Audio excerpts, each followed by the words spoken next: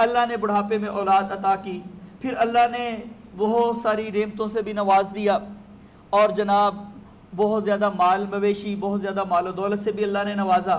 لیکن اللہ نے ایک اور امتحان میں پھر ڈال دیا، کہا کہ یہ جو تمہارا بیٹا ہے نا، جو تمہیں بڑھاپے کے اندر ملا ہے، آپ کو پتہ ہے کہ جو پچھلی عمر کی اولاد ہوتی ہے نا، بڑھاپے میں جو اولاد ملتی ہے وہ بہت پیاری ہوتی ہے، اور ویسے بھی چھوٹے بچے سے تو ویسے ہی بڑا پیار ہوتا ہے۔ تو اللہ نے کہا کہ بھئی ایسا کرو، اس کو نا میرے راستے میں ذبح کر دو۔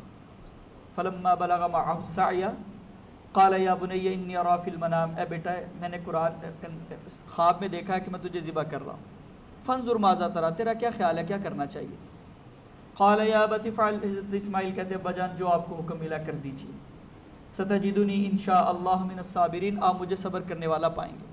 تو پتہ یہ چلا کہ انبیاء کے خواب بھی وہی ہوتے ہیں، تو ان کو خواب کے ذریعے آرڈر دیا گیا کہ آپ نے بیٹے کو ذبح کرنا ہے۔ طویلیں نہیں کی انہوں نے کہ نہیں ہو سکتا اس خواب کا یہ مطلب ہو، یہ مطلب ہو۔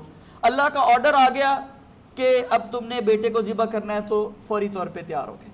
تو بہرحال اللہ تعالیٰ نے پھر وہ قربانی بھیج دی، اور آج تک ہم وہ قربانیاں کرتے چلے آ رہے ہیں۔ پھر اللہ تعالیٰ نے حکم دیا کہ میرا گھر بناؤ، اذ یرفع ابراہیم القواعد من البیت واسماعیل ربنا تقبل منا، تو گھر بنا کے کہتے ہیں یا اللہ قبول بھی کر لینا۔ ہماری طرح نہیں کہ تھوڑی سی نیکی کر کے تو ہم بس ہر طرف شیخیاں بکھیرتے پھرتے ہیں، میں نے یہ کام کیا جناب، فلاں مدرسہ بنا دیا، فلاں مسجد بنا دی، اتنی دیر سے یہ رفاع عامہ کا کام کر رہا ہوں، میں نے یہ دین کا کام سنبھالا ہوا ہے۔